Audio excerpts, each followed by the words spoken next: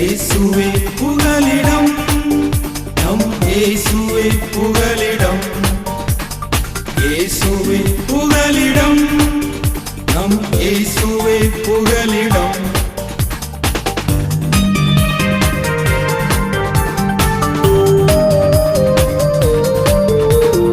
ஆறுகளை நாங்கள் கடக்கும் போதும், மலைகளை தாண்டி நடக்கும் போதும், ஆறுகளை நாங்கள் கடக்கும் போதும், மலைகளை தாண்டி நடக்கும் போதும், இன்னட்டும் எங்களை இவை போல் காத்தது சுவிசேஷம் சொல்வதற்கு.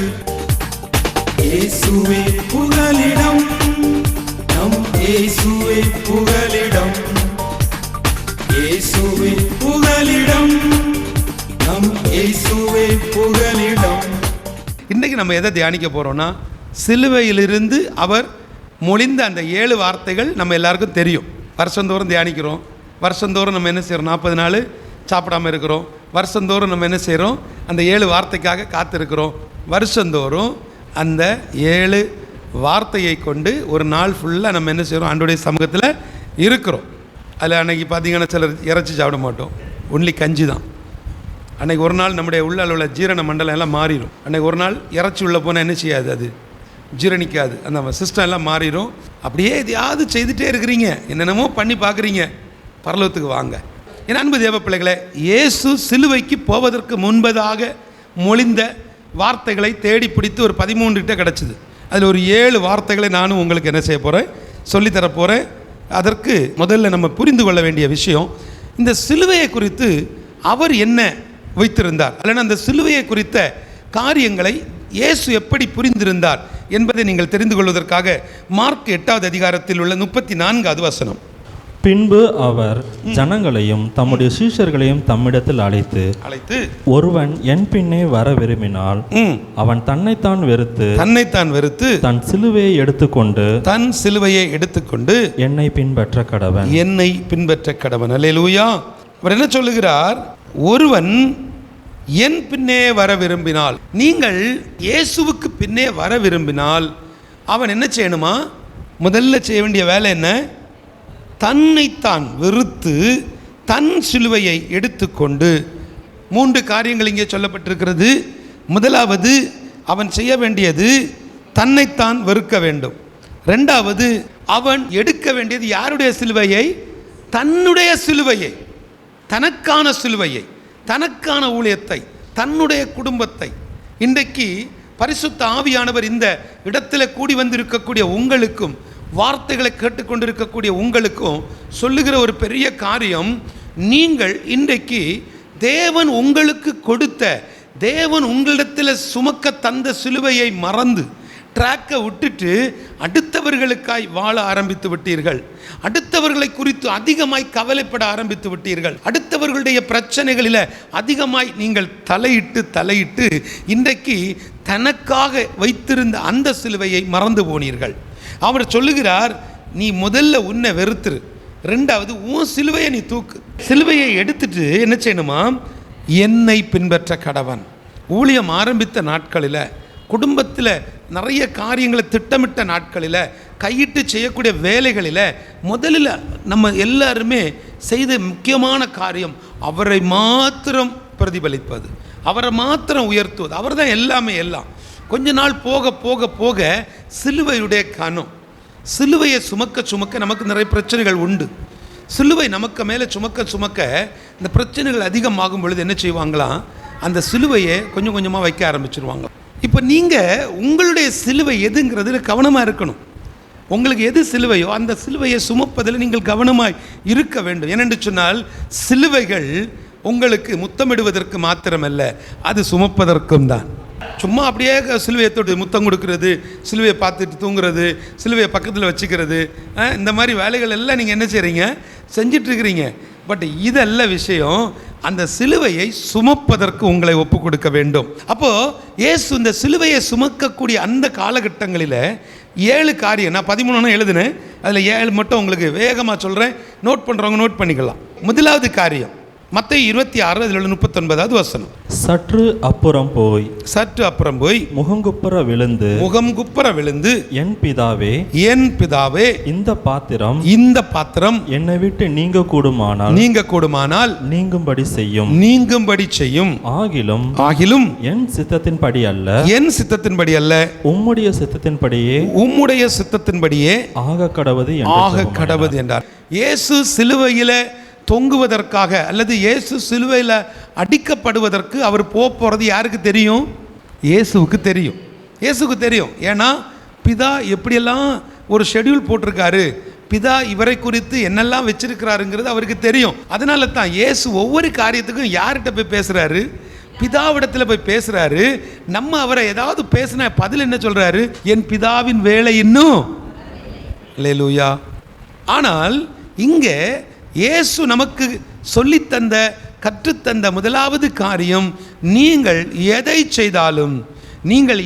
செய்தாலும் அவருடைய சித்தத்தின்படி செய்வதற்கு உங்களை ஒப்பு கொடுக்க வேண்டும். அப்போ முதலாவது காரியம் என்னது? சித்தத்தை பார்த்து நீங்கள் செயல்படுங்கள். ஐயா, என்னோட வாழ்க்கையில் நான் ரொம்ப நாளாக ஒரு காரியத்துக்கு ஜெபிச்சுட்டு இருக்கிறேன், ரொம்ப நாளாக ஒரு காரியத்துக்காக நான் திட்டமிட்டு இருக்கிறேன், ரொம்ப நாளாக மலைநாட்டு ஊழியத்துக்கு போகணுன்னு நினச்சிட்டு இருக்கிறேன், ரொம்ப நாளாக நான் வட இந்திய ஊழியத்துக்கு போகணும்னு நினச்சிட்டு இருக்கிறேன், ரொம்ப நாட்களாக என்னுடைய குடும்பத்துக்காக ஒரு சின்ன ஒரு இடத்தை வாங்கணும்னு ஆசைப்படுறேன். இப்படி நிறைய காரியங்களை ஒவ்வொரு மனிதர்களும் ஒவ்வொரு தேவ பிள்ளைகளும் இருதயத்தில் வச்சிருப்பீங்க. ஆண்டவர் சொல்லுகிறார், நீங்கள் முதலாவது செய்ய வேண்டியது அவருடைய சித்தத்தை பார்த்து செயல்படுங்கள். அப்போ இந்த சிலுவைக்கு போறதுக்கு முன்னாடி அவர் நமக்கு கொடுத்த ஆலோசனைகளில் ஒன்றாவது காரியம், சித்தம் பார்த்து செயல்படுங்கள். இரண்டாவதாக மத்தேயு 26வது அதிகாரத்தில் உள்ள 45வது வசனம். இந்த வசனம் சொல்லுகிறது, பின்பு அவர் தம்முடைய சீசர்களிடத்தில் வந்து, இனி நித்திரை பண்ணி இளைப்பாருங்கள், இதோ மனுஷகுமாரன் பாவிகளுடைய கைகளில் ஒப்பு கொடுக்கப்படுகிற வேளை வந்தது. என்ன சொல்லுகிறார்? இனி நித்திரை பண்ணி இளைப்பாருங்கள். இந்த ரெண்டாவது காரியம். முதல் காரியம் என்னது? சித்தம் பார்த்து நீங்கள் செயல்படுங்க. இந்த ரெண்டாவது காரியம், உங்கள் வாழ்க்கையில் நீங்கள் எதை முன்னோக்கி ஓடுகிறீர்களோ அல்லது எதை நீங்கள் கையில் எடுத்துட்டீங்க, இந்த ப்ராஜெக்டை நான் எடுத்துட்டேன், அது முடியும் வரை விழித்திருக்க வேண்டும். முடிகிறது வரைக்கும் விழித்திருக்கணும். இந்த வசனத்தை நீங்கள் தியானிக்கும் பொழுது பாருங்க, அப்பொழுது இயேசு அவர்களுடைய கெத்சமனே எனப்பட்ட இடத்திற்கு வந்தார். சீசர்களை, அங்கே போய் ஜெபம் பண்ணுறேன், அது வரைக்கும் நீங்கள் இங்கே இருங்க. பாருங்க, கொஞ்ச நேரத்துக்குள்ளே அவங்க என்ன பண்ணிட்டாங்க? நீங்கள் இங்கே தங்கி என்னோட கூட, இயேசுவோடு கூட விழித்திருக்கக்கூடிய ஒரு அனுபவத்தை அவர் சிலுவைக்கு போவதற்கு முன்பதாக நமக்கு கற்றுத்தருகிறார். இந்த ரெண்டாவது காரியம் என்னது? நீங்கள் ஒரு திட்டம் நிறைவேறும் வரை நீங்கள் விழித்திருக்க வேண்டும். இப்போ திட்டம் கம்ப்ளீட் ஆகிடுச்சு, உங்களுடைய மிஷன் கம்ப்ளீட் ஆகிடுச்சுன்னா இனி நீங்கள் நித்திரை பண்ணுங்கன்னு அவர் சொல்லுகிறார். அநேகர் இன்றைக்கு ப்ராஜெக்டை தொடங்குகிறோம், ஊழியத்தை ஆரம்பிக்கிறோம், குடும்பத்தில் ஒரு வீட்டு வேலையை தொடங்குகிறோம், வேலை தேடுற படலத்தை ஆரம்பிக்கிறோம், திருமணத்துக்குன்னு சொல்லிட்டு எல்லா காரியத்தையும் ஆயத்தப்படுத்துகிறோம். ரொம்ப நாள் குழந்தை பாக்கியம் இல்லைங்க, கொஞ்சம் ஹாஸ்பிட்டலில் போய் பார்க்கலான்னு தொடங்குகிறோம். ஆனால் கொஞ்ச நேரத்துக்குள்ளே என்ன ஆகிடுறோம்? சோர்ந்து போயிடுறோம். அப்போ இயேசு சொல்லுகிறார், என்ன சொல்லுகிறார் இங்கே? அவர் நீங்கள் சோதனைக்குட்படாதபடிக்கு விழித்திருந்து ஜெபம் பண்ணுங்கள், ஆவி உற்சாகம் உள்ளது தான், மாம்சமோ பலவீனம் உள்ளது. அல்லேலூயா. என் அன்பு தேவ பிள்ளைகளை, நீங்களும் நானும் விழித்திருந்து ஜெபிக்க வேண்டுமானால் நாம் இந்த உலகத்தை விட்டு தனித்திருக்க வேண்டும். 3 தடவையும் இயேசு ஜெபிக்கிறார், கூட தான் எல்லாம் உட்கார்ந்துருக்கிறான், ஆனால் அவர் மட்டும் அந்த கூட்டத்துக்குள்ளே தனியாக போய் ஜெபிக்கிறார். ஜெபிக்கிறவர்களை தனித்து பார்க்க முடியும். எனக்கு சின்ன வீடு பிரதர், ரொம்ப சின்னதாக இருக்கும். எங்கள் வீடெலாம் பார்த்திங்கன்னா சின்ன ஒரு ஓலைக்குட்டாய் தான் இருக்கும், ஒரு சின்ன டின் ஷீட்டு தான் போட்டிருக்கோம். அதுக்குள்ளே எப்படி பிரதர் நான் உட்காந்து தனியாக ஜெபம் பண்ண முடியும்? வசனம் அழகாக சொல்லுது பாருங்களேன். ஆவி உற்சாகமானது, மாம்சம்தான் என்னது? அப்போ நீங்கள் மனசு வச்சா அதே இடத்துக்குள்ளே நீங்கள் தனியாக இருந்து என்ன செய்ய முடியும்? ஜெபிக்க முடியும். அல்லேலூயா. அப்போ இந்த ரெண்டாவது காரியம், உங்களுக்கு தேவன் வைத்திருக்கக்கூடிய அந்த அனாதி திட்டம் நிறைவேறும் வரை நீங்கள் விழித்திருக்க வேண்டும். உங்கள் மிஷன் கம்ப்ளீட் ஆகிடுச்சு, உங்கள் ப்ராஜெக்ட் முடிஞ்சிருச்சு, உங்கள் வீடு கட்டி முடிச்சாச்சு, உங்களுடைய தனிப்பட்ட காரியங்கள் முடிஞ்சுது, உங்களுடைய பிள்ளைக்கு திருமணம் ஆகிடுச்சு, உங்கள் பிள்ளையை கொண்டு போய் நல்ல இடத்துல படிக்க விட்டுட்டீங்க, எல்லாமே முடிஞ்சிருச்சு, நீங்கள் தாராளம் தூங்கலாம். நான் பேசுகிற தூக்கம் உடல் ரீதியாக ராத்திரி தூங்குற அந்த தூக்கம் அல்ல. புரியுதா உங்களுக்கு? நீங்கள் அவரோடு உள்ள அந்த ஜெப வாழ்வு, அந்த ஜெப ஐக்கியத்தில் நீங்கள் விழித்திருக்கும் பொழுது நீங்கள் அவருடைய வார்த்தைக்கு கீழ்ப்படுகிற பிள்ளைகளாய் மாறுங்கள். மூணாவது காரியம், மத்தேயு 26வது அதிகாரத்தில் 50வது வசனம். இயேசு அவனை நோக்கி, சிநேகிதனே சிநேகிதனே, என்னத்திற்காக வந்திருக்கிறாய் என்றார். அப்பொழுது அவர்கள் கிட்ட வந்து இயேசுவின் மேல் கை போட்டு அவரை பிடித்தார்கள். 12 பேர்ல ஒருத்தனுக்குள்ள என்ன வந்துடுச்சு? சத்துரு புகுந்துட்டான். ஆனா உண்மை என்னன்னா, 12 சீஷர்கள்ல தேவனுடைய திட்டத்தை அழகாக நிறைவேற்றுவதற்கு அற்புதமாய் செயல்பட்ட மனிதன் யார்தான்?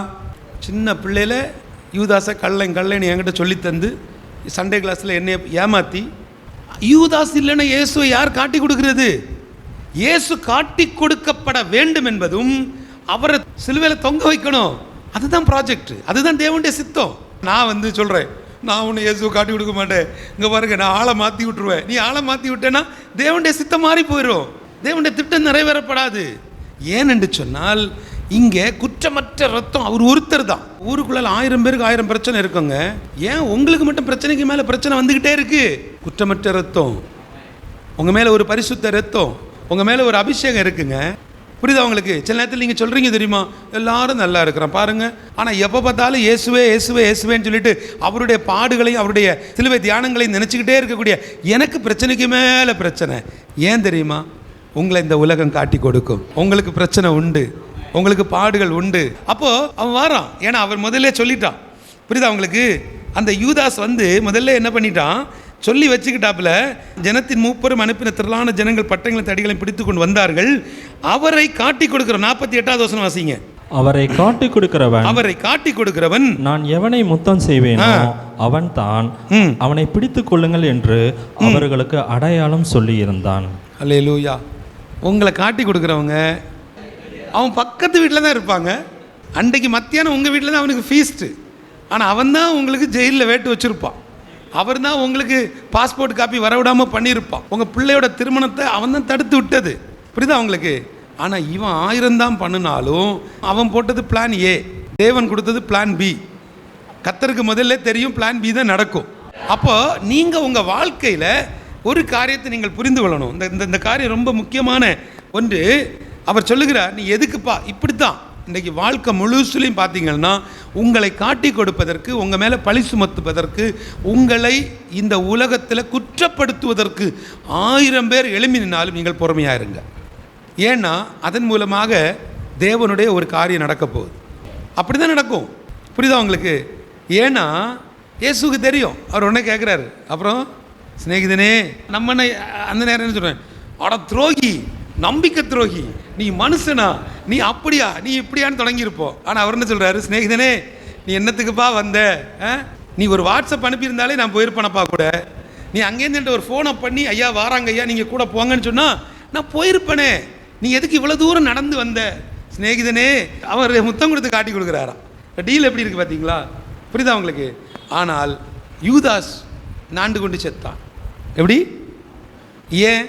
குற்றமில்லாத ரத்தத்தை காட்டி கொடுத்தோன்னு சொல்லி தான் அவன் செத்தானே தவிர. புரியுதா உங்களுக்கு? ஏன்னா அவனுக்கு அப்படி ஒரு கில்ட்டி. என்னென்னா, ஏன்னா இயேசு அப்படிப்பட்ட ஒரு பரிசுத்த வாழ்க்கையை அவன் பார்த்துட்டான். ஆனால் இந்த காட்டி கொடுக்க வேண்டிய சீன் என்னது? காட்டி கொடுத்தே ஆக வேண்டும். ஏனென்றால் இது அங்கேருந்து கொடுத்த டிசைன், மேலேருந்து கொடுத்த ப்ராஜெக்ட். அந்த ப்ராஜெக்டை அவன் செஞ்சு முடிச்சிட்டான். ஆமேன். அவன் தான் முதலாவது சாட்சி.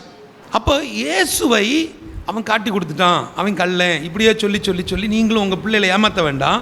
சொல்லி கொடுங்க. தேவனுடைய திட்டத்தை நீங்கள் நிறைவேற்றும் பொழுது சில இடங்களில், சில நேரங்களில் நீங்கள் இப்படித்தான் நிற்க வேண்டியது இருக்கும். உங்கள் வாழ்க்கையில் வரக்கூடிய பிரச்சனைகள் நீங்கள் பொறுமையாக இருந்தால் எப்படி வந்ததோ அது வந்த வழியிலே போகும். அப்போ இந்த மூன்றாவது காரியம் என்னது? அவர் சொல்லுகிறார், இந்த இடத்துலையும் உங்களுக்கு தீமையினூடாக நான் ஒரு நன்மையை தருவேன், அங்கே நீங்கள் சத்துருக்களை சிநேகியுங்கள். உங்களுக்கு நல்லா தெரியும், உங்கள் வீட்டு பக்கத்தில் ஒரு அம்மா உங்கள் மகளுடைய திருமணத்தை தட்டி விட்டது இந்த அம்மா தான். ஆனால் நீங்கள் அந்த அம்மாவுக்கு டெய்லி ப்ரைஸில் சொல்கிறீங்க பார்த்தீங்களா? அதுதான் அந்த அம்மாவுக்கு கொடுக்குற தண்டனை. உங்கள் குடும்பத்துக்கு விரோதமாய் நின்னவர்களை நேசிக்க வேண்டும். இயேசு கிறிஸ்துவை காட்டி கொடுக்குறதுக்கு இவன் தான் வாரான். இவர் முத்தம் கொடுத்தோடனே அவருக்கு தெரியும். ஆனால் இயேசுடைய இருதயத்துக்கு தெரியும், இவர் தான் நம்முடைய மிஷனை கம்ப்ளீட் பண்ண வந்த அந்த கடைசி டூல். முடிச்சு வச்சுட்டார். அவர் தான் முதல் சாட்சி. அடுத்ததாக மத்தேயு 26, அதே மத்தேயு 26 52வது வசனம். அப்பொழுது இயேசு அவனை நோக்கி உன் பட்டயத்தை திரும்பவும் அதன் உரையிலே போடு, பட்டயத்தை எடுக்கிற யாவரும் பட்டயத்தால் மடிந்து போவார்கள். அல்லேலூயா சொல்லுங்களேன். அப்போ இயேசு சிலுவைக்கு போவதுக்கு முன்பதாகவே நம்முடைய தனிப்பட்ட வாழ்க்கைக்கு சொன்ன அருமையான ஒரு மொழி, சத்தியம். அவர் அங்கேருந்து முதிர்ந்த முத்துக்களில் ஒன்று என்னது, எப்பா நீ பட்டயத்தை எடுத்தா நீ பட்டயத்தால் தான் என்ன செய்வாய், மடிந்து போவாய், சாவாய். இந்த இடத்துல பாருங்க 51வது வசனத்தில், அப்பொழுது இயேசுவோடு இருந்தவர்களில் ஒருவன் கை நீட்டி தன் பட்டயத்தை உருவி பிரதான ஆசாரியனுடைய வேலைக்காரனை காதற வெட்டினான். இயேசுவை பிடிக்கிறதுல இவருக்கு என்னவா தாங்க முடியலை, இவர் காப்பாற்றுறாராம், இவர் தன்னுடைய எதிர்ப்பை காட்டுறாராம். புரியுதா அவங்களுக்கு? தமிழ்நாட்டுக்குள்ளே இப்போ பார்த்தீங்கன்னா ஏதாவது ஒரு பிரச்சனை உடனே நம்ம என்ன செஞ்சிருவோம், பெரிய போஸ்டில் அடித்து ஒட்டி உண்ணாவிரதெல்லாம் இருப்போம். எங்களுடைய எதிர்ப்பை நாங்கள் கேட்குறோம். நீங்கள் என்ன எதிர்ப்பு காட்டினாலும், என்ன போராட்டம் பண்ணாலும், என்ன தான் செய்தாலும் ஏற்கனவே திட்டமிடப்பட்ட ஒரு காரியம் இருக்கும். அதை என்ன செய்ய மாட்டாங்க, மாற்ற மாட்டாங்க. பேச்சுவார்த்தை அப்படிங்கிற பேரில், அந்த பேச்சுவார்த்தை அப்படிங்கிற பேரில் அங்கே கொஞ்சம் இனிப்பு தடவுவாங்க. என்ன தடவுவாங்க? இனிப்பு தடவை. நீங்கள் கோபமாக பேசுனா நாங்கள் மெதுவாக பேசுவோம், நாங்கள் மெதுவாக பேசுனா நீங்கள் கோபமாக பேசுவீங்க. இவ்வளோ தான் நடக்கும், வேறு ஒன்றுமே நடக்காது. ஆனால் இதை இடையில நின்று கோஆர்டினேட் பண்ணுறதுக்குன்னு ஒரு பெரிய கும்பல் வருவாங்க. அவர்கள் அரசியல்லையும் உண்டு, அவங்க ஊழியத்திலையும் உண்டு, ஊழியக்காரர்களையும் உண்டு, குடும்பங்கள்லேயும் இப்படிப்பட்டவங்க இருப்பாங்க. பிள்ளை என்ன செய்வாங்க, அவங்களே தூங்கிட்டு இருந்த பிள்ளையை அடித்து எழுப்பி விடுவாங்க. அப்புறம் ஏன் பிள்ளை கத்துதுன்னு ஒரு அடியும் கொடுப்பாங்க. எழுப்பி விட்டதும் யார் தான்? அவங்க தான். பிள்ளைக்கு இப்போ தாலாட்டு பாடுறதும் யார் தான்? அவங்க தான். இப்படிப்பட்டவங்க இருப்பாங்க. இவனுக்கு என்னென்னா, எப்படி இயேசுவை, ஏன்னா இவன் இயேசுவை ஒரு ஹீரோவாக பார்த்துருப்பான். இயேசுடைய வாழ்க்கையில் இயேசு நடந்து தெரிஞ்சது, அற்புதம் செஞ்சது, இயேசு பண்ணின எல்லாவற்றையும் கூடவே இருந்து பார்த்துருக்குறாப்புல. அப்போ கூடவே இருந்து பார்த்த ஒருத்தரை என்ன செய்கிறாங்க, கைது பண்ண வந்துட்டாங்க அப்படின்னு சொன்ன உடனே இவர் என்ன பண்ணிட்டார், பட்டயத்தை எடுத்து வெட்டிட்டார், காதரை வெட்டிட்டார். அந்த இடத்துல இயேசு அழகான ஒரு சத்தியத்தை நமக்கு விட்டு சென்றிருக்கிறார். என்னது? உன் பட்டயத்தை திரும்ப அதன் உரையில் போடு, பட்டயத்தை எடுக்கிற யாவரும் பட்டயத்தால் மடிந்து போவார்கள். அவசரப்பட்டு நீ வார்த்தையை போடாத, அவசரப்பட்டு வார்த்தையை விடாத. உங்கள் பிள்ளைகள் உங்களுக்கு தீமை செஞ்சுருந்தாலும் அவர்களை நீங்கள் பிளஸ் பண்ணுங்க. அவசரப்பட்டு கூட என்ன செஞ்சிடாதீங்க, சபிச்சிடாதீங்க. நீங்கள் சின்னதாக ஒரு வார்த்தை போட்டுட்டீங்கனாலும் அந்த ஒரு வார்த்தை பலிக்குதோ இல்லையோ, அவன் கால் தட்டி கீழே விழுந்தாலும் சொல்லுவான் எங்கள் அம்மா போட்ட சாபம் அப்படிம்பா. நமக்கு அந்த வேலை வேண்டாம், நம்ம ஆண்டோடைய பிள்ளைகள். ஆனால் வார்த்தை கீழே போட்டுட்டோன்னா அது பட்டயத்தை போல அதே வார்த்தை நம்மளை வெட்டும். அல்லேலூயா. அடுத்தது 5வது காரியம், லூக்கா 23 அதில் 28வது வசனம். இயேசு அவர்கள் முகமாய் திரும்பி, எருசலேமின் குமாரத்திகளே, நீங்கள் எனக்காக அழாமல் உங்களுக்காகவும் உங்கள் பிள்ளைகளுக்காகவும் அழுங்கள். உங்கள் பிள்ளைகளுக்காகவும் அழுங்கள். அல்லேலூயா. என் அன்பு தேவ பிள்ளைகளே, தேவன் உங்களிடத்தில் வைத்திருக்கக்கூடிய மிகப்பெரிய நன்மைகளில் ஒன்று, எதை எடுத்தாலும் எதை பார்த்தாலும் சின்ன சின்ன காரியத்துக்கு அழுதுடுறது. எப்படி அழுதுடுறது? இந்த அழக்கூடிய விஷயத்தில் ரொம்ப முக்கியம் என்னென்னா, நீங்கள் அழுதே காரியத்தை என்ன செஞ்சிடுறீங்க, சாதிச்சிடுறீங்க. அவருக்கு தெரிஞ்சதுனால தான் அழகாக சொல்லுகிறாரு, ஏம்மா இந்த கண்ணீர் ஒன்று எனக்கு வேண்டாம், நானே என்னுடைய ப்ராஜெக்டை முடித்து போகிறேன், என் செயல் திட்டம் முடிஞ்சிருச்சு, நான் போகிற இடம் எனக்கு தெரியும். ஆனால் நீங்கள் என்ன செய்யாதீங்க, எனக்காக அழாமல் உங்களுக்காகவும் உங்கள் பிள்ளைகளுக்காகவும் அழுங்கள். எதற்காக இதை சொல்லுகிறாருன்னா, இன்றைய காலகட்டங்களில் குடும்பங்களில் அநேகர் இன்றைக்கு அடுத்தவர்களுக்காய் அதிகமாய் பாரப்படுகிறார்கள். நான் உங்களை பாரப்படக்கூடாதுன்னு சொல்லலை, முதல்ல உங்கள் குடும்பத்தினுடைய ரட்சிப்புக்காய் அதிகம் பிரயாசப்படுங்கள். நோவாவுடைய குடும்பம் குறைந்தபட்சம் அவனுடைய வீட்டை ரட்சித்தது. நோவாவுடைய ஒரு மிகப்பெரிய எதிர்பார்ப்பு அல்லது நோவாவுடைய ஊழியம் குறைந்தபட்சம் அந்த பேழைக்குள்ளே அவனுடைய குடும்பத்தையாவது உள்ளே கொண்டு வர்றதுக்கு பிரயோஜனமாக இருந்துச்சு. அப்போ உங்களுடைய கண்ணீர், உங்களுடைய ஜெபம், இன்றைக்கு தேசத்துக்காக ஜெபிக்கிறேன், நேபாளுக்காக ஜெபிக்கிறேன், கவன் டிவிக்காக ஜெபிக்கிறேன், இந்த ஊழியக்காரருக்காக ஜெபிக்கிறேன், நாங்கள் டெய்லி காலையில் 1 மணி நேரம் ஊழியர்களுக்காக ஜெபிக்க போகிறேன்னு சொல்லி நிறைய சகோதரிகள் இன்றைக்கி குழு எல்லாம் ஆரம்பித்து நிறைய சகோதரிகள் நீங்கள் வைராக்கியமாக இருந்து ஜெபிக்கிறீங்க. சந்தோஷமாக இருக்குது. ஒரு சகோதரி சொல்கிறாங்க, காலையில் 5 மணி முதல் 6 மணி வரை ஜெபம், மத்தியானம் 1 மணி முதல் 2 மணி வரை ஜெபம், சாயங்காலம் 9லேருந்து 10 மணி வரை, ஒரு நாளைக்கு 3 மணி நேரம் எல்லாருக்காக ஜெபிக்கிறோம், ஊழியர்களுக்காக ஜெபிக்கிறோம், ஊழியங்களுக்காக ஜெபிக்கிறோம், எல்லாத்தையும் ஜெபிக்கிறோம். ஆனால் வீட்டில் என் வீட்டுக்காரர் மட்டும் கடையில் சாப்பிட்டுட்டு இருக்காரு. கடையில் சாப்பிடுவார். ஏன்? இந்த அம்மையார் ஜெபம் பண்ணி டயர்ட் ஆகிட்டாப்புல. கர்த்தரை துக்கப்படுத்துறீங்க, பரிசுத்த ஆவியானவரை துக்கப்படுத்துகிறீங்க. கர்த்தர் உங்களுக்கு தந்த அந்த குடும்பத்தை உங்களுக்காக அழுங்க, உங்கள் குடும்பத்துக்காக அழுங்க, உங்கள் பிள்ளைகளுக்காக அழுங்க. இயேசு எவ்வளோ பெரிய சத்தியத்தை அவர் அதுக்கப்புறம் தான் சிலுவைக்கு போகிறார். சிலுவையில் மொழிந்த 7 வசனத்தையும் நல்லா பிடிச்சு வச்சுக்கிட்டோம். ஏன்? அது உலகம் முழுதுக்குமான சத்தியம், இது எனக்கும் உங்களுக்குமான சத்தியம். இதெல்லாம் அவர் இது நிறைய இருக்குது. 13, 14 எழுதி எடுத்தேன், உங்களுக்கு கொஞ்சம் தான் கொடுத்துருக்குறேன், இன்னும் 2 தான் இருக்குது. பாருங்கள், என் அன்பு தேவ பிள்ளைகளே, உங்களுக்காக அழுங்க, உங்கள் குடும்பத்துக்காக அழுங்க, உங்களோட தனிப்பட்ட பிரச்சனைகளுக்காக அழுங்க, சபைகளில் சொல்லுங்கள், உங்கள் குடும்பங்களுக்காக ஜெபிங்க. என் அன்பு தேவ பிள்ளைகளே, ஒரே ஒரு காரியத்தை சொல்கிறேன். இன்னைக்கு நீங்கள் உங்கள் இதயத்தில் தீர்மானம் பண்ணுங்கள். உங்கள் பிள்ளைகளுக்கு படிப்பு, மேல் படிப்பு, உங்கள் பிள்ளைகளோட திருமண காரியம், ஆசீர்வாதத்தினோட தாமதங்கள், ஆசீர்வாதம் ஒரு நாளும் தடைபடாது. அவர் தடுத்து நிறுத்தக்கூடிய தேவன் அல்ல, தடைகளை தகர்த்து உங்கள் முன்னாடி போகிற தேவன். சில தாமதங்கள் இருக்கும், அதுக்காக நாங்கள் உங்களுக்காக ஜெபிக்கிறோம். ஆனால் முதல்ல நீங்கள் ஜெபிங்க, உங்கள் கூட சேர்ந்து நாங்களும் ஜெபிக்கிறோம். அல்லேலூயா, அல்லேலூயா. அடுத்தது லூக்கா 23வது அதிகாரத்தில் உள்ள 31வது வசனம். பச்சை மரத்துக்கு இவைகளை செய்தால் பட்ட மரத்துக்கு என்ன செய்ய மாட்டார்கள் என்றார். பாருங்க, இந்த இடத்துல நீங்கள் புரிந்து கொள்ள வேண்டிய ஒரு மிக முக்கியமான ஒரு காரியம் என்ன தெரியுமா? இங்கே லூக்கா 23:31 பச்சை மரத்துக்கு இவைகளை செய்தால் இது எதுக்கு சொல்கிறார் தெரியுதா உங்களுக்கு? ஏம்மா, பச்சை மரம்னு யாரை சொல்கிறாரு? அவரை சொல்கிறார்.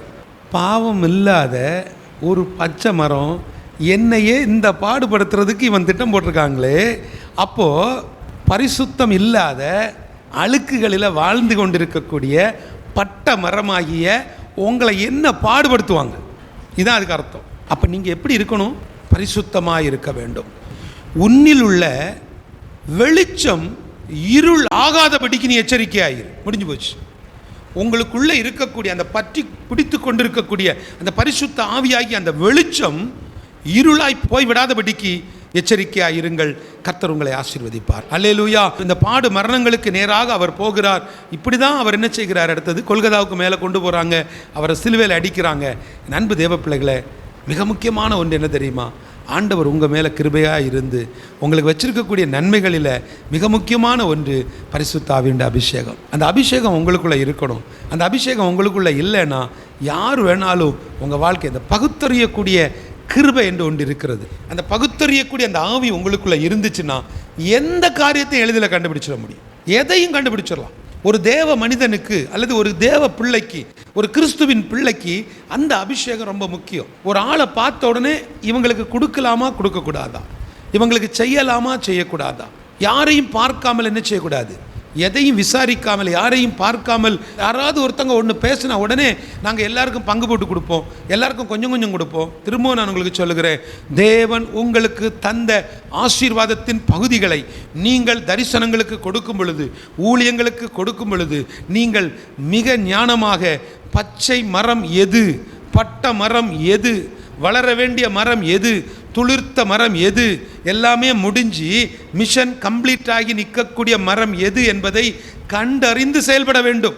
அப்போ அதற்கு தேவை உங்களில் உள்ள வெளிச்சம் இருளாய் போகாதபடிக்கு நீங்கள் அபிஷேகத்தோடு இருக்க வேண்டும். அபிஷேகத்தில் நீங்கள் நிறைஞ்சிருந்தால் தான் தப்பிக்க முடியும். ஏன்னா அந்நிய பாஷை வரும், கிருபை வரும், தேவன் பயன்படுத்தக்கூடிய விதங்கள் ரொம்ப பெருசு. அப்போ அந்த பகுத்தறியக்கூடிய வரம் உங்களுக்குள்ள இருந்தால் நீங்கள் ஒருவரை எளிதில் கண்டுபிடிக்க முடியும். எச்சரிக்கையாயிருங்கள். கடைசியாக யோவான் 18வது அதிகாரம் அதில் உள்ள 36வது வசனம். யோவான் 18 அதில் உள்ள 36வது வசனம். இயேசு பிரதியுத்தரமாக என் ராஜ்யம் இவ்வுலகத்திற்குரியதல்ல அல்ல, என் ராஜ்யம் இவ்வுலகத்திற்குரியதானால் நான் யூதரிடத்தில் ஒப்புக்கொடாத படிக்கு என் ஊழியக்காரர் போராடி இருப்பார்களே. இப்படி இருக்க என் ராஜ்யம் இவ்விடத்திற்குரியதல்ல என்றார். ஆமென், அல்லேலூயா.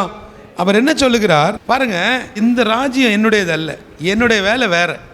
எல்லாரும் வீடுகளில் கவனிக்கிறவங்க சொல்லுங்க, ஏன்பா என் லைஃப் இது இல்லை, எனக்கு லைஃப் வேற, என்னை ஆண்டவர் வச்சிருக்கக்கூடிய காரியம் வேற, எனக்கு கர்த்தர் வைத்திருக்கக்கூடிய திட்டங்கள் வேறு, என் பாதை வேறு, நான் பிரித்தெடுக்கப்பட்டவன், நான் காக்கா அல்ல, நான் கழுகு, நான் பார்க்க வேண்டிய பார்வை வேறு, நான் நடக்க வேண்டிய காரியம் வேறு, என் மேல் வைத்திருக்கக்கூடிய அழைப்பு வேறு, என் மேல் இருக்கக்கூடிய அபிஷேகம் வேறு. நான் ஒரு பிரியாணிக்காக நான் ஓடக்கூடாது. என் மேல் வைத்திருக்கக்கூடிய தேவ திட்டம் மிக முக்கியமானது. ஏனென்று சொன்னால் அவர் என் மேல் வைத்த அந்த திட்டம் நிறைவேற்றப்படுமானால் அவருடைய வருகையில் நான் மட்டுமல்ல, என்னை சார்ந்த ஒரு கூட்டம் ஜனங்களை நான் அவருக்கு கொள்ளை பொருளாய் கொடுப்பேன். கர்த்தர் இந்த உலகத்தில் எத்தனையோ ஊழியங்கள் இருக்கும் பொழுது, எத்தனை பாதுகாப்பான ஊழியங்கள் இருக்கும் பொழுது, எத்தனை நல்ல செழிப்பாக வாழக்கூடிய வழிகள் இருக்கும் பொழுது, 3 கோடி ஜனங்களை குறித்த ஒரு பாரத்தை கொடுத்து ஒன்றுமில்லாத ஒருவனை அழைத்து நீ இந்த தேசத்துக்கு போ என்று எனக்கு ஒரு கட்டளையை அவர் கொடுத்திருக்கிறார் என்று சொன்னால், நம் மேல் வைத்திருக்கக்கூடிய அந்த திட்டத்தை நாம் புரிந்து கொள்ள வேண்டும். அது மாத்திரமல்ல, கர்த்தர் சொல்லுகிறார், என்னுடைய ஊழியக்காரர்கள் போராடி இருப்பார்கள். ஆண்டவர் கூட இருந்த எல்லாரும் சேர்ந்து போராடி இருப்பாங்க. அவரை பிடிக்கக்கூடாது, அவர் எங்களுடைய ராஜா, அவர் தான் இங்குள்ள ராஜா. ஏன்னா பிலாத்துவுக்கு டவுட்டை உண்டு பண்ணி விட்டுட்டாங்க. சிலர் இப்படி தான் சொல்லுவாங்க, அவன் ஏன் இங்கே வந்திருக்கான் தெரியுமா, இவன் ஒரு பெரிய பிளானோட தான் இங்கே வந்திருக்கிறான், இப்படித்தான் உங்களை பற்றியும் சொல்லுவாங்க. இவன் பின்னணி ரொம்ப டேஞ்சர், இவன்கிட்ட கவனமாக இருக்கணும். உங்களுக்கு பின்னணியில் யாரெல்லாம் இருக்காங்கன்னு எனக்கு தெரியாது, உங்கள் பின்னணி உங்கள் பேக்ரவுண்டை பற்றி எனக்கு தெரியாது. ஆனால் உங்கள் முன்னணியில் அண்ட சராசரங்களையும் படைத்த ஒரு தேவன் நடந்து போய் கொண்டிருக்கிறார். அவருடைய அடிச்சுவடுகளில் நீங்கள் போக வேண்டும் என்று சொல்லி அவர் அந்த கொல்கதா மலையில் எனக்காக, உங்களுக்காக, நமக்காக அந்த சிலுவையை ஏற்றுக்கொண்டார். நம்ம எல்லாரும் எழும்புவோமா? எல்லாரும் கண்களை மூடுங்களா. பலகீனப்பட்டவங்க நிற்பீங்கன்னா உங்கள் கரங்களை எடுத்து இருதயத்தில் வைங்க. ஆண்டவரே, நான் இந்த உலகத்தில் எதற்காக சிருஷ்டிக்கப்பட்டேன், எதற்காக வேறு பிரித்தெடுக்கப்பட்டேன், எதற்காக என் மேல் இந்த அழைப்பு, இந்த வயசில் நிம்மதியாக உள்ளதை வைத்து சாப்பிட்டுட்டு தூங்காமல் அநேக காரியங்களை என்னை கொண்டு நீர் செய்கிறீரே, நான் அத்தனை விசேஷமானவனா? உங்கள் இருதயத்துக்குள்ள ஒரு கேள்விகளை கேளுங்க. சகோதரி, கர்த்தர் உன்னோடு இடைபெற்று கொண்டிருக்கிறார். உங்களுடைய தனிப்பட்ட வாழ்க்கையில் ஆண்டவருடைய ஒரு பரிசுத்த கரம் செயல்பட்டு கொண்டிருக்கிறது. கர்த்தர் சொல்லுகிறார், நீ விசேஷித்தவள், உனக்குள்ள நான் அந்த அபிஷேகத்தை வைத்திருக்கிறேன். ஒருவேளை நீ இந்த உலகத்தில் நம்பினவர்கள் உன்னை கைவிட்டு இருக்கலாம், ஆனால் நான் உன்னை அழகாக என்னுடைய கரங்களில் ஏந்தி வைத்திருக்கிறேன். உன்னை தொடுவதற்கு, உன்னை தொடருவதற்கு, உன் வாழ்க்கையை அழிப்பதற்கு, உன்னை சீரழிப்பதற்கு, உன் மேல் வீண் பழி சுமத்துவதற்கு ஒரு கூட்டம் ஜனங்கள் காத்து நின்ற பொழுதெல்லாம் உன்னை 2 கரங்களிலேயும் கண்ணின்மணி போல உன்னை ஏந்தி தாங்கி சுமந்த தெய்வம் நான். கர்த்தர் சொல்லுகிறார், என் மகளே, உனக்காக நான் ஒரு பாதையை திறந்து வைக்கிறேன், உனக்காக ஒரு புதிய பாதையை ஆரம்பித்து வைக்கிறேன். அருமையான அங்கிள், அருமையான ஆண்டி, இந்த வார்த்தையை வீடுகளில் நீங்கள் கேட்டுக்கொண்டிருப்பீங்கன்னா இன்றைக்கு உங்கள் பிள்ளைகளை பிளஸ் பண்ணுங்க, உங்கள் பிள்ளைகளை ஆசீர்வதிங்க. இன்றைக்கு 7 காரியங்களை சிலுவைக்கு போவதற்கு முன்பதாக இயேசு மொழிந்த 7 வார்த்தைகளை நாம் தியானித்திருக்கிறோம். இந்த 7 வார்த்தைகளுடைய உள்ளான அர்த்தம் என்ன? நீங்கள் உங்கள் தனிப்பட்ட வாழ்க்கையில் நீங்கள் ஒரு பிரித்தெடுக்கப்பட்ட, நீங்கள் ஒரு பரிசுத்தமாக்கப்பட்ட ஒரு தனிப்பட்ட ஒரு நபராய் நீங்கள் வாழ்ந்து கர்த்தருக்காக பெரிய காரியங்களை செய்வதற்கு கர்த்தர் உங்களை எதிர்பார்க்கிறார். கிருபையும் இரக்கமும் நிறைந்த நல்ல தெய்வமே, உமக்கு நன்றி செலுத்துகிறோம். இந்த நாளின் இந்த வார்த்தைக்காக நன்றி ஆண்டவரே. அப்பா, சிலுவையின் பாடு மரணங்களை தியானித்து சிலுவையிலிருந்து நீர் மொழிந்த 7 வார்த்தைக்காக நாங்கள் காத்திருந்தோம். இன்றைக்கு சிலுவைக்கு போவதற்கு முன்பதாக நீங்க மொழிந்த, நீங்க உதிர்ந்த 7 முத்துக்களை தியானித்திருக்கிறோம். இந்த வார்த்தைகள் அப்படியே எங்கள் தனிப்பட்ட வாழ்க்கையில் அபியாசிக்கப்படுவதாக. இந்த நாளிலேயும் கூட தரிசன ஊழியத்திற்காக, ஒளிபரப்புக்காக பொருத்தனை எடுத்துக்கொண்டவர்கள், மாதந்தோறும் உதவி செய்கிறவர்கள் ஒவ்வொருவருக்காக ஜெபிக்கிறேன். இந்த ஆண்டவரே, இந்த தரிசனத்திற்காக, இந்த ஊழியத்திற்காக தங்கள் தரிசன விதைகளை இந்த ஊழியத்தில் விதைக்கிற ஒவ்வொரு தனி நபர்களுக்காக ஜெபிக்கிறேன். பலப்படுத்தும், ஆசீர்வதியும். கிருபைக்கு நன்றி செலுத்துகிறேன். துதிகரமையும் எல்லாவற்றையும் அப்பா ஒருவருக்கே செலுத்துகிறேன். இயேசுவின் மூலம் ஜெபிக்கிறேன் நல்ல பிதாவே.